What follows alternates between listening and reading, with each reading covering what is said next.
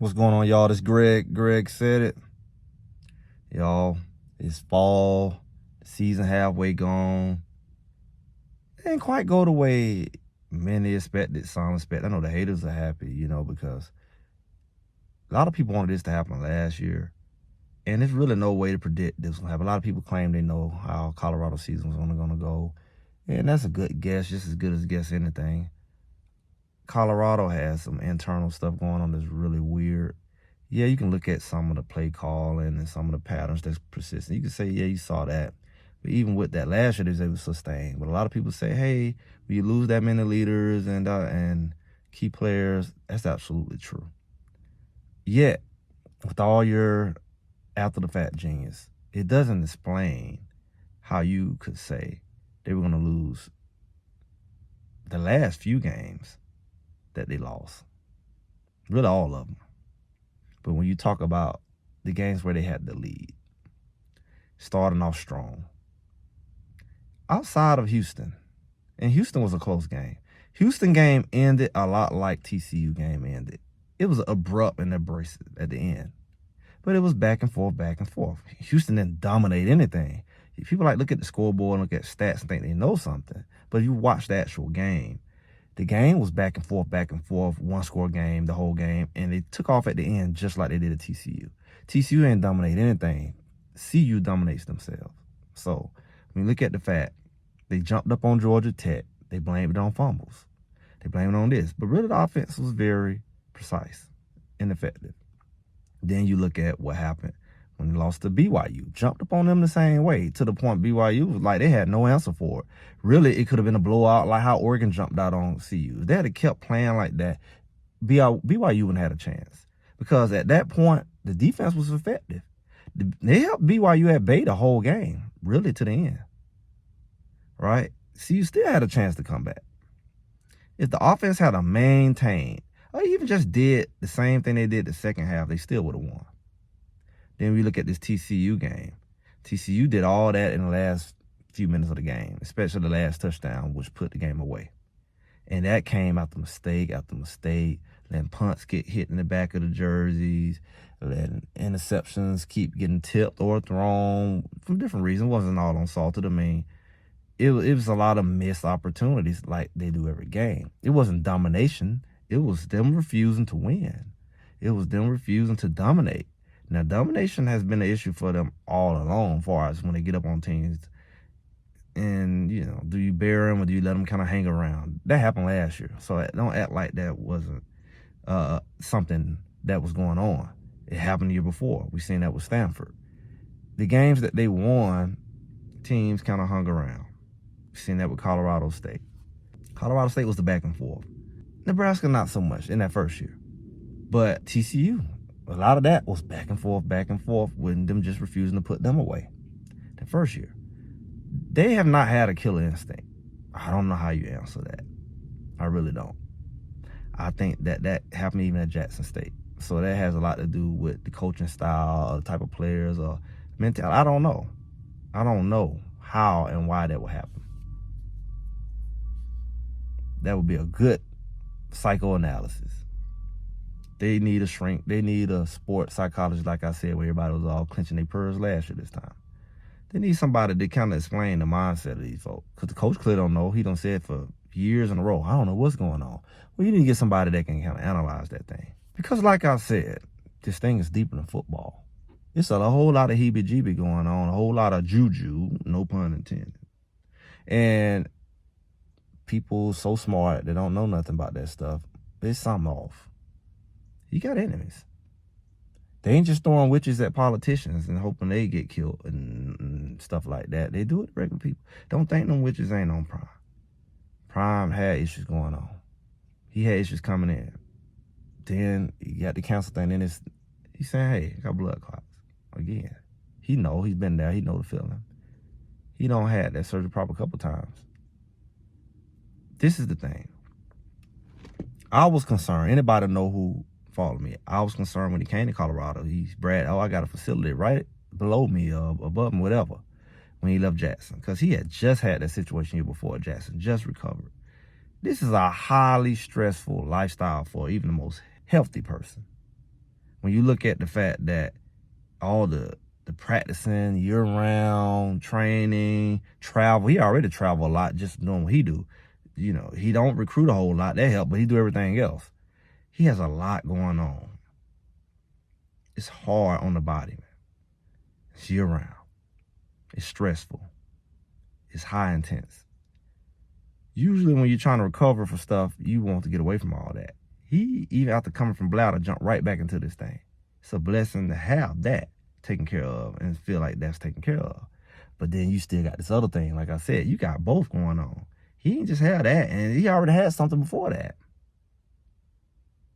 And it wasn't resolved. He feels the bladder's resolved, but the leg thing was just, hey, it was never understanding of how we stop this from continuing to happen.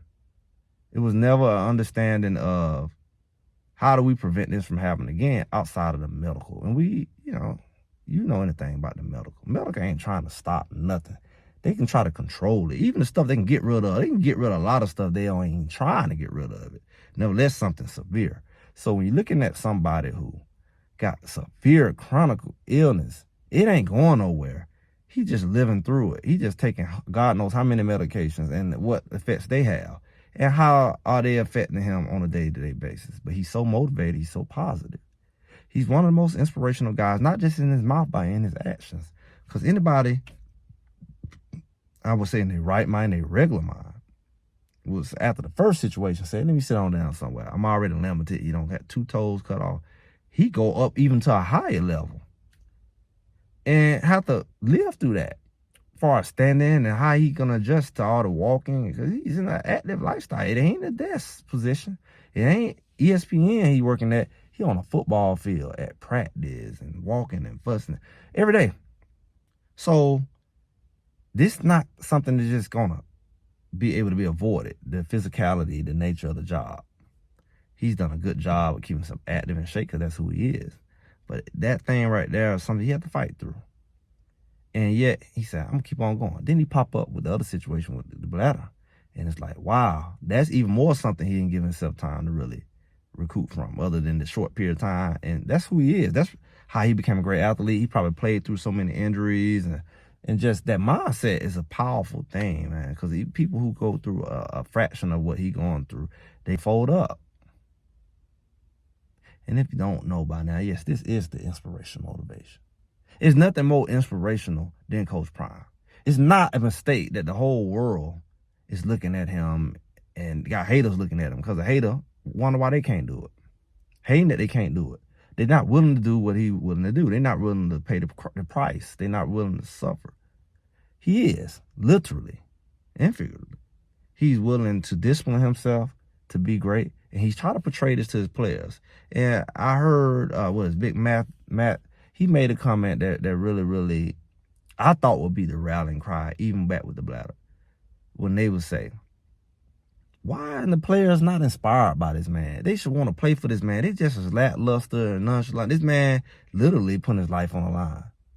He out there with the blood clots and all. That is nothing to play with. Not just from pain, but the things moving around. He got to deal with it because the clots move around and they cause other issues. They get out and about the wrong place. I really hope and wish that he get with some real people who really, really, really know about this health stuff and spiritual. Forget the doctors. They don't know what they're doing. They know how to cut on you and overcharge you and do all that crap. They ain't told them exactly how to deal with other. Oh, that's my blood. This is my bloodline. That's hereditary. That's foolishness, man. The only thing you really have, you got DNA. You got that kind of stuff that is an indication of what you have the tendency to be. But your lifestyle can override a lot of stuff. You just maybe have a shorter rope. Maybe have that. But it's certain things. All that KFC ain't finna help. You see what I'm saying? There's certain things you just can't play with when you're in that situation. And the right people, as disciplined as he is, it fits him. They can give him the right information. Other than that, you just gonna dope you up and keep on going. It's a lifestyle change. It's certainly stuff you can do, and he's disciplined enough to do to keep his blood right. It's naturally. He's definitely disciplined enough to do that. I ain't saying that. I ain't saying he did at all, but it requires the type of discipline he has to be able to walk away from certain stuff pretty much permanently because there's stuff hanging around, or at least long enough for you to really, really pretty much reverse it. So my concern is this. This man is putting his life on the line. This man is doing all he could do. Is it really worth it, y'all? We love this prime effect. People like me doing what I do. I don't care less about none of this, really. I don't care nothing about no doggone football. I got a life far outside of this, and I don't have to do videos. I ain't trying to get rich off of this. I was inspired by this whole storyline. And instead of just watching it, I had something to say, and I created a platform to do it. And that's where you get Greg said it. I didn't know how I would get here. Maybe it could be bigger, but I didn't know I would get here or how I would get here. It was never a plan. So come a long way. But a lot of people lose a lot of stuff, including the ragged media who hate on him, if he wasn't doing what he's doing. Realistically, it could easily happen, y'all. We're at a place where I saw coming sooner than later that his health would challenge what he's trying to do. Anybody really listen to what I said? So I don't see him doing it that long, even after his sons. Why is it even necessary? Is it even that serious? I know you got goals and ambition, but your health for your family comes first. And the lifestyle of a coach is very threatening to that. And it's like, for what? You don't need the money. You can make money just being you, books and traveling and all that, and just live a more simplified life. You don't no longer have to coach your sons. They joked and teased your sons going right. So you don't have nothing to stay there for. You don't have nothing to coach for, to look after them, to miss that opportunity. It's done. It's not really all the factors that originally brought him there that would keep him there. They're not there. It's more as health get involved. It's more as he have issues. It becomes less and less necessary. We might as well get ready to prepare. People want to get mad at the messenger if you want, or have your feelings hurt, or talk about positive. Nothing lasts forever. This thing is winding down. The way this thing is going down, with just the season, just all of it, it's not necessary. It's not quitting. It's not this. This man's health is more important to his children, his grandchildren, his future grandchildren. It's more important than suffering, and just for ego's sake. Ego ain't worth it. So we could be, we enjoyed it. We enjoyed a couple years of it. It's not even what it was last year. It's continued to change. But the whole big thing is negativity at the end of the day. It's hope he lose, hope his kids lose. Look what Shedeur going through. He all over in London, and they got his picture all up, and he's still third string. It's a lot going on. Y'all thought I was joking, and I tell a lot of jokes. And people say, oh, you do all the jokes, or B. Watson, you do all the jokes on my show. Yeah, that's the situation and environment. But at the end of the day, they got more to offer this world than football. Football only gonna last for so long. That's their platform. That's what people are known for. But they got so much more. They got the money and the influence to do whatever they want. Hopefully they use it the right way. But they don't have to deal with football. I know that's their dream. Shiloh's still trying to do it. But like he can do a lot of things. Like I said, they can take over in other ways y'all want to block them. They can go into management. They can go into training. People know who they are. People like them. They can go into real estate. They can go in and take over every other thing associated with it. They can take over. I mean, you try to block them one way, they surround you 5 other ways. They got the family and the relationships to do it. They got the mindset. They got the work ethic, the drive, the passion. Hopefully they do it. This football thing is only for so long. It's hard on the body. Ain't nobody go through this thing, don't come out with cricket fingers like their dad and surgeries, and Shiloh already don't have a couple of them. It's hard, but that's the path you choose, but that's not a limitation. Coach Prime is not limited to coaching to make money by far. He probably make more money if he wasn't coaching, because it ties him up so much during the week, emotionally and mentally and physically, just being there throughout the year, that he got to squeeze in gigs. He could do even more without football. He don't have to do this. His kids don't have to go through what they're going to do. They choosing to do it. So if it come down to him to say, you know what, I'll let it go, it's worth it. It's plausible. I mean, this man say he going to the doctor today to see what's going on. Who knows what report he gonna get and what decision he have to make. He don't have to make some gutty decisions without us knowing. With the bladder, He might not never tell you all of it. He just might have to make a decision. But he got the right to do it. So just be prepared for that. Everybody comes to a point where they got to make certain decisions. He got to make decisions for him and his family. And I got a feeling, even if he pushed through this season, I don't think he pushed some surgeries back. He already halfway through the season.